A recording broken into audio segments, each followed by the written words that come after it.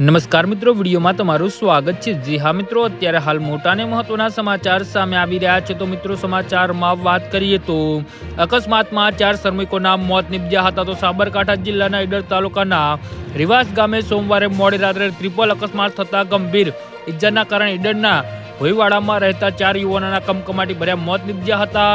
સોમવારે રિવાસા ગામે આવેલી સમાજવાડી નજીક મજૂરી કામ કરીને ઈડરના ભોઈવાડામાં રહેતા 4 જણા રિક્ષામાં ઘરે જઈ રહ્યા હતા, ત્યારે ઇકો ચાલકે રિક્ષાને ટક્કર મારતા રિક્ષાનો કચ્ચર ઘાણ નીકળી ગયો હતો। અકસ્માતમાં બેઠેલા 4 પૈકી 2 જણાના ઘટના સ્થળે જ મોત નિપજ્યા હતા। ઘવાયેલા અન્ય 2 યુવાનોનું સારવાર દરમિયાન મોત નિપજ્યું હતું।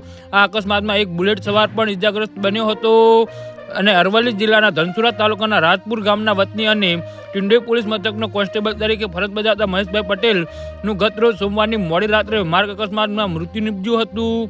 વિધિની વિકૃતતા હતી અને મૃતક પોલીસ કોન્સ્ટેબલનું મૃત્યુનું કારણ પોલીસની મોબાઈલ વાન બની હતી। કંટ્રોલના મેસેજના પગલે મહેશભાઈએ સહિત 3 કર્મી ટોમ બાપુના કંપા પાસે હાઈવે ટ્રક ઊભી રાખવાની પૂછપરછ કરતા હતા, ત્યારે શામળાજી પોલીસની જીપે 3 કર્મીને ટક્કર મારી હતી, જેમાં મહેશભાઈનું મોત નિપજ્યું હતું અને અન્ય 2 કર્મીને ઈજા થઈ હતી।